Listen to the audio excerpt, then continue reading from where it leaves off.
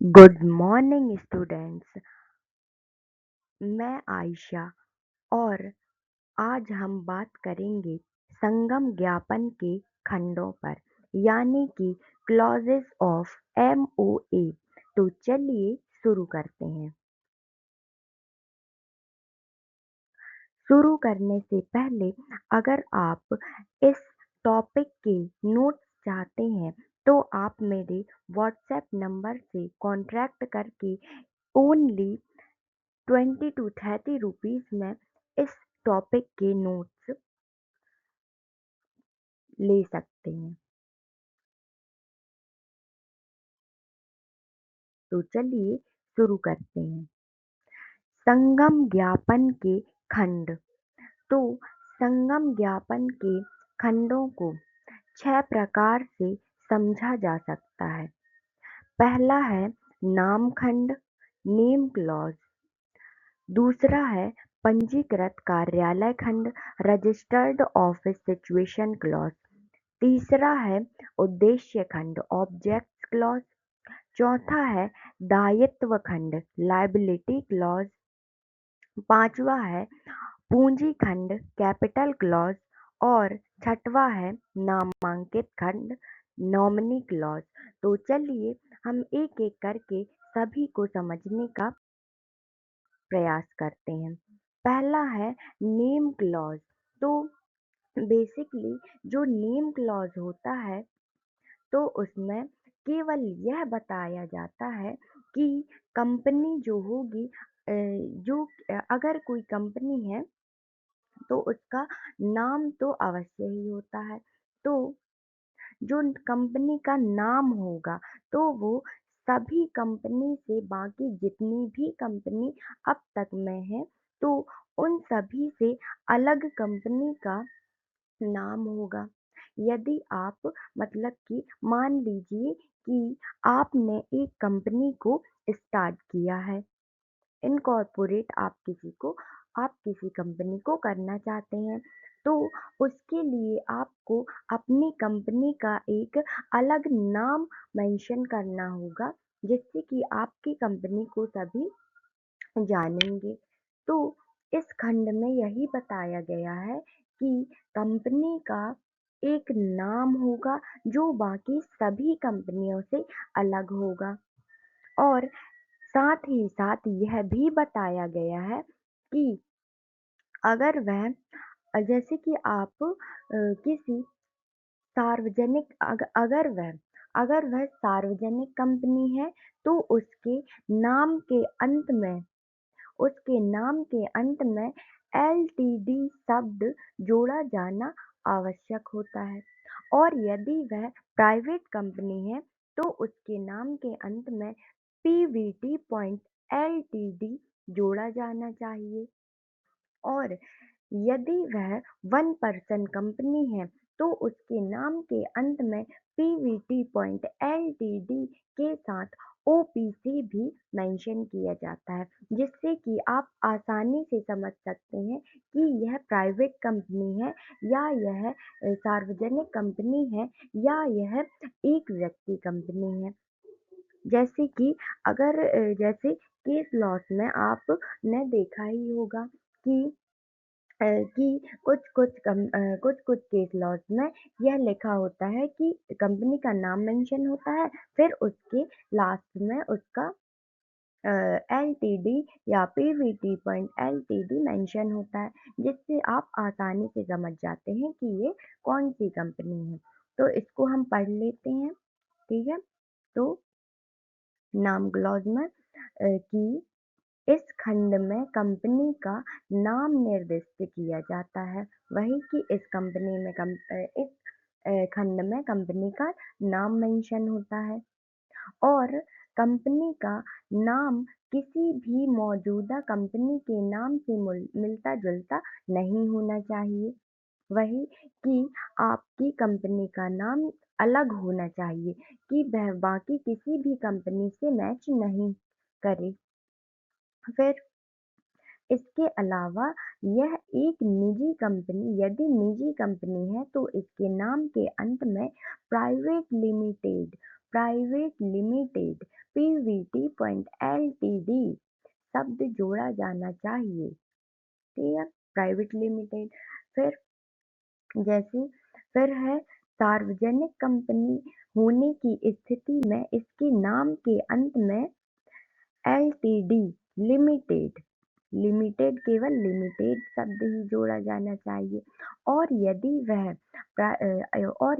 वह एक व्यक्ति कंपनी है तो उसके नाम के अंत में प्राइवेट लिमिटेड के साथ साथ 1% कंपनी भी जोड़ा जाना चाहिए, यानी उसके नाम के अंत में PVT.LTD.OPC भी जोड़ा जाना चाहिए। तो नाम खंड में यही बताया गया है, जो MOA में मेंशन होना ही चाहिए नाम खंड में। फिर इसके बाद बात करेंगे हम सेकेंड पॉइंट की, जो है पंजीकृत कार्यालय खंड।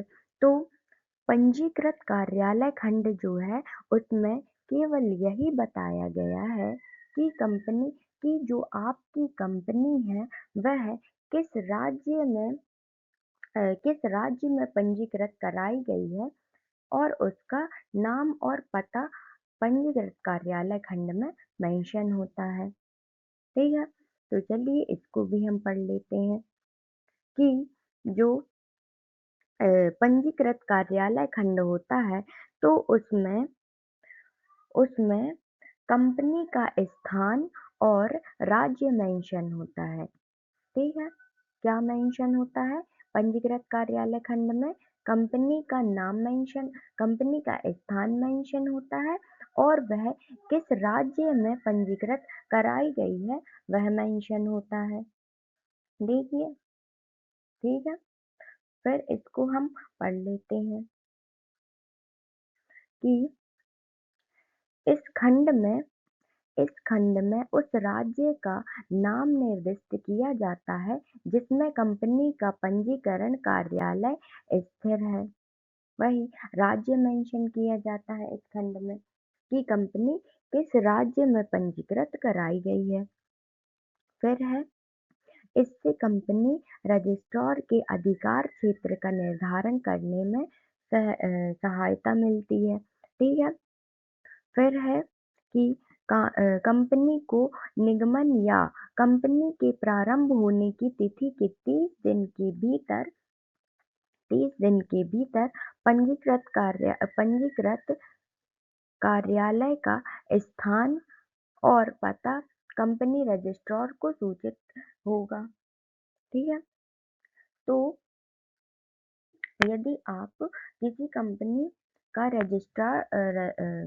यदि आप किसी राज्य में कंपनी को पंजीकृत करा रहे हैं तो उसके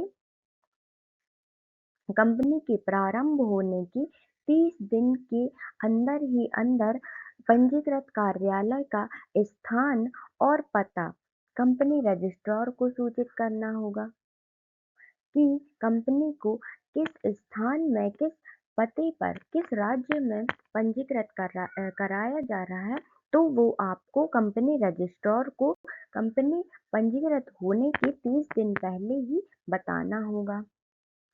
फिर आगे देख लेते हैं हम थर्ड, जो तीसरा है वो है उद्देश्य खंड। तीसरा क्या है?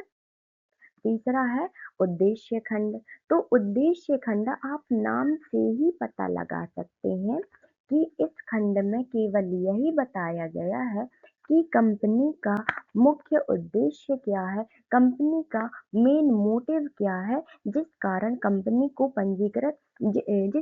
कंपनी का निगमन कराया गया है, जिस कारण से कंपनी शुरू की गई है। तो उद्देश्य खंड में यही बताया गया है कि, ठीक है, इसको पढ़ लेते हैं कि इस खंड में वह उद्देश्य है जिसके लिए कंपनी का गठन किया गया है। वही कि जिस लिए कंपनी गठित की गई है, जिस लिए कंपनी को इनकॉर्पोरेट किया गया है, जिस लिए कंपनी को बनाया गया है, जिसके लिए कंपनी को बनाया गया है, कंपनी को किस लिए बनाया गया, उसका मेन उद्देश्य क्या है, इस खंड में वही मेंशन होगा। ठीक है, तो जो उद्देश्य खंड है तो उसको भी हम 3 श्रेणियों में समझेंगे, 3 उपश्रेणियों में समझ सकते हैं। पहला है मुख्य उद्देश्य। मुख्य उद्देश्य, जो मुख्य उद्देश्य है, तो इसमें कंपनी का मुख्य व्यवसाय, की कंपनी का मेन जो उसका व्यवसाय होगा, तो उसको मेंशन किया जाएगा कि कंपनी में क्या कार्य किया जाएगा, मुख्य उसमें व्यवसाय क्या किया जाएगा। ठीक है? जैसे टाटा है, तो वह सभी लोग जानते हैं कि टाटा जो कंपनी है वह कार निर्माण के लिए है। टाटा की कार आती है, ठीक है? फिर है आकस्मिक उद्देश्य। ये जो कंपनी का मुख्य उद्देश्य होगा, तो मुख्य उद्देश्य की प्राप्ति के लिए सहायता होती है।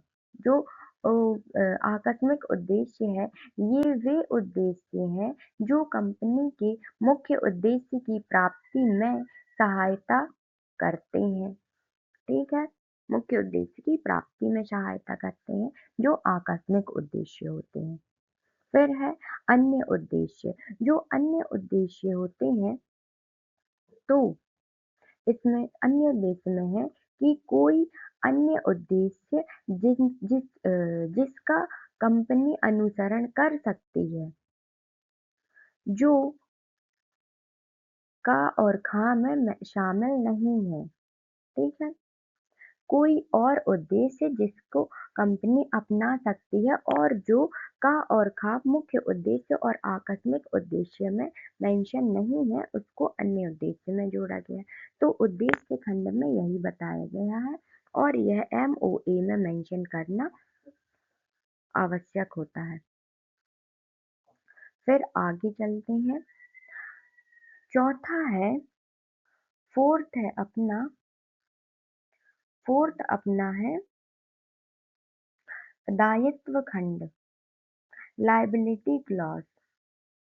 लायबिलिटी क्लॉज में यही बताया गया है, क्या बताया गया है लायबिलिटी क्लॉज में, कि लायबिलिटी क्लॉज में यह बताया गया है कि सदस्यों की क्या देयता होगी, सदस्यों की क्या उनकी देयता होगी लाभ या हानि पर। ठीक है?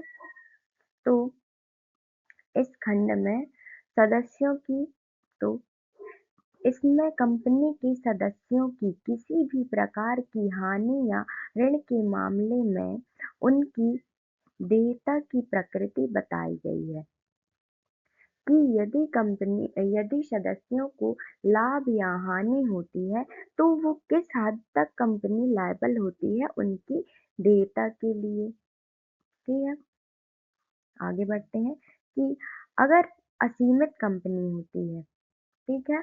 अगर कोई असीमित कंपनी है, तो उनके सदस्यों की देयता भी असीमित होती है। असीमित कंपनी है, तो सदस्यों की देयता भी असीमित होती है। और जबकि शेयरों द्वारा सीमित कंपनी के मामले में सदस्यों की देयता उनके हिस्से द्वारा बनाई गई राशि तक ही सीमित होती है। ठीक है? जो शेयरों द्वारा जो सीमित कंपनी होती है, तो इस मामले में सदस्यों की देयता उनके हिस्से द्वारा बकाया राशि तक ही सीमित होती है। जो सदस्यों की देयता होगी, वो कंपनी द्वारा जो उनकी बकाया राशि है, केवल वही उसी तक ही सीमित होगी। तो ये है दायित्व खंड। फिर इसके आगे है, फिर आगे बात करेंगे हम, एक और है कि अगर गारंटी द्वारा सीमित कंपनी, यदि गारंटी द्वारा सीमित कंपनी है, तो सदस्यों की देयता प्रत्येक सदस्य द्वारा योगदान के लिए सहमत राशि तक ही सीमित होगी। यदि गारंटी द्वारा सीमित कंपनी है, तो उनकी सदस्यों की देयता केवल सदस्यों के द्वारा योगदान करने के लिए ही राशि तक सीमित होगी। ठीक है? फिर आगे बात करेंगे हम पूंजी खंड। पूंजी खंड तो पांचवा है अपना पूंजी खंड, कैपिटल क्लॉज। तो कैपिटल क्लॉज में केवल यही बताया गया है कि की कंपनी कितनी हद तक कुल पूंजी को अपनी कितनी हद तक पूंजी को जमा कर सकती है और अपनी कुल पूंजी को कितने शेयरों में डिवाइड कर सकती है और कितने शेयरधारकों को शामिल कर सकती है। ठीक है, तो पूंजी खंड में यही बताया गया है। ठीक है कि इस खंड में कंपनी के द्वारा जुटाई जा सकने वाली अधिकतम पूंजी का विवरण किया गया है कि कंपनी कितनी हद तक पूंजी जुटा सकती है, उसकी लिमिट बताई गई है कि कंपनी इतनी लिमिट तक पूंजी को जुटा सकती है। फिर है कि जिसे कंपनी की अधिकृत नामांकित पूंजी भी कहा जाता है। इस कंपनी की पूंजी को अधिकृत नामांकित पूंजी नाम मात्र पूंजी भी कहा जाता है। यह कंपनी के शेयरधारकों को जारी की जा सकने वाली पूंजी की अधिकतम राशि निर्धारित करता है कि शेयरधारकों को किस हद तक कंपनी शेयर दे सकती है। उसकी लिमिट बताई गई है कि कंपनी कितने शेयर एक शेयरधारक को दे सकती है। फिर है कि इसमें पूंजी की इस राशि को निश्चित राशि के शेयरों की संख्या में विभाजित करने की प्रक्रिया भी बताई गई है। तो इसमें जो पूंजी है उसकी राशि को शेयरों में विभाजित करने की प्रक्रिया भी बताई गई है कि कंपनी अपनी कुल पूंजी को शेयरों में विभाजित करेगी तो उसकी प्रक्रिया बताई गई है। ठीक है, फिर है इसमें यह भी स्पष्ट होना चाहिए कि कंपनी की इस प्रकार के शेयर जारी करने के लिए अधिकृत है, अर्थात इक्विटी शेयर, प्रेफरेंस शेयर या डिबेंचर। तो जो कंपनी शेयर्स इशू करेगी तो कंपनी किन किन प्रकार के शेयरों को इशू कर सकती है, या तो कंपनी इक्विटी शेयर इशू कर सकती है या वह प्रेफरेंस शेयर इशू कर सकती है या वह डिबेंचर इशू कर सकती है। तो तो कैपिटल जो क्लॉज है तो उसमें केवल यही बताया गया है कि कंपनी अपनी अपनी कंपनी के लिए कितनी पूंजी को एकत्र कर सकती है, उसकी क्या लिमिट होगी यह बताया गया है। और कंपनी अपनी कुल पूंजी को कितने शेयरों में डिवाइड करेगी यह बताया गया है। और कंपनी अपनी पूंजी को शेयरों में विभाजित करेगी तो उसकी प्रक्रिया भी बताई गई है।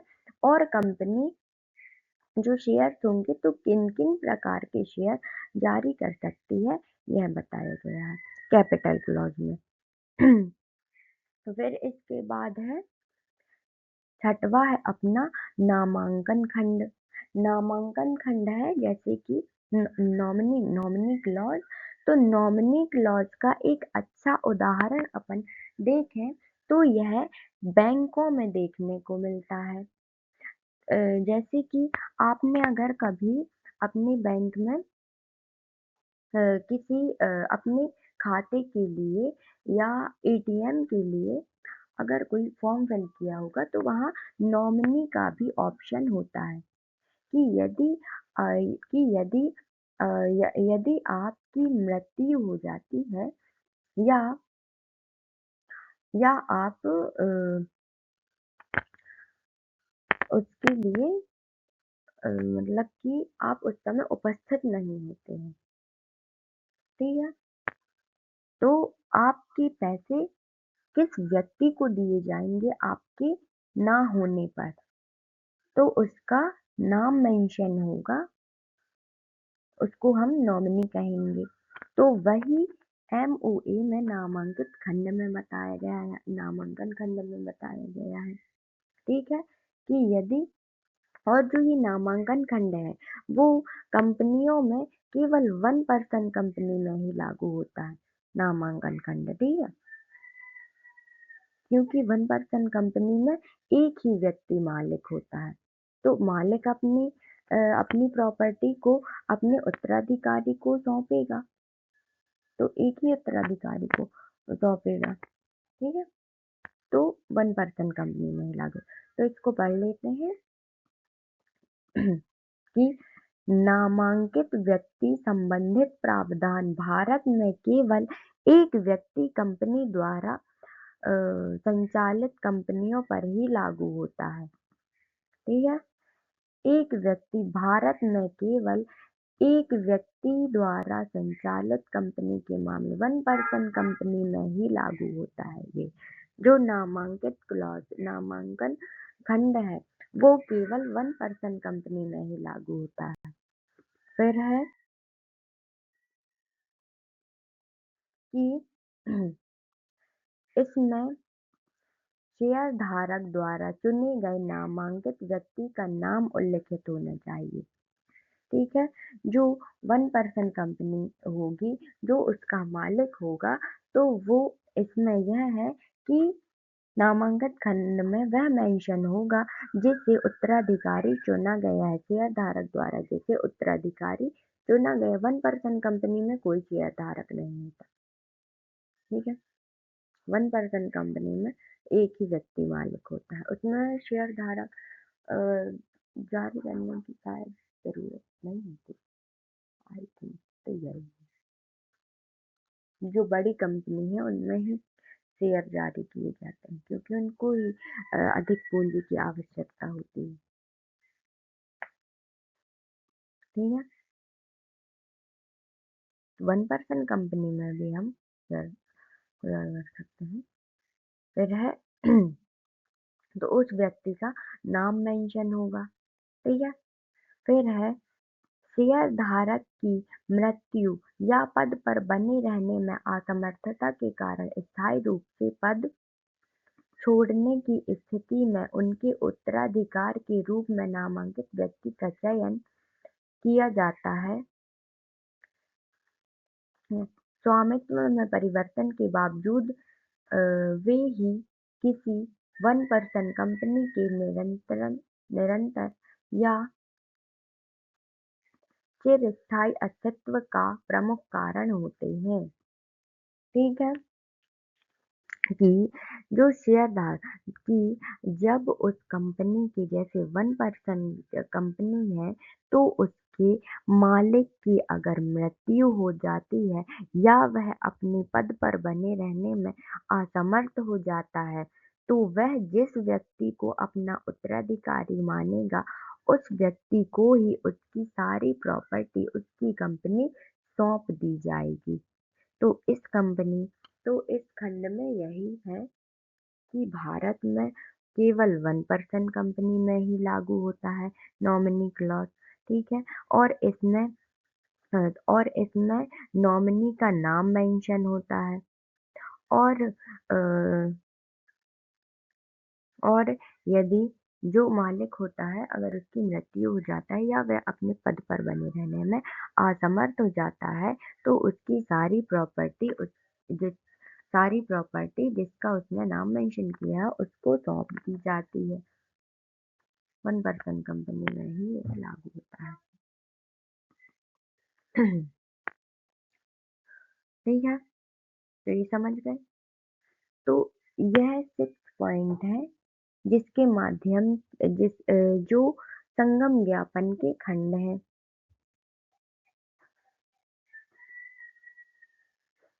तो धन्यवाद स्टूडेंट्स, आज की वीडियो यहीं तक थी।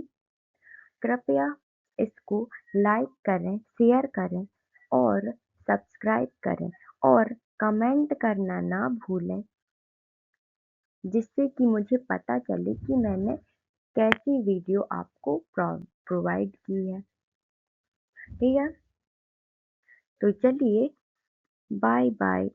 अब अगला टॉपिक जो होगा तो वह जल्द ही आपको मिल जाएगा। और एमओए की क्लॉज के साथ साथ मैंने अपने चैनल में एमओए को एमओए को भी पढ़ा दिया है, तो आप उसको भी जाकर मेरे चैनल में देख सकते हैं। Bye bye.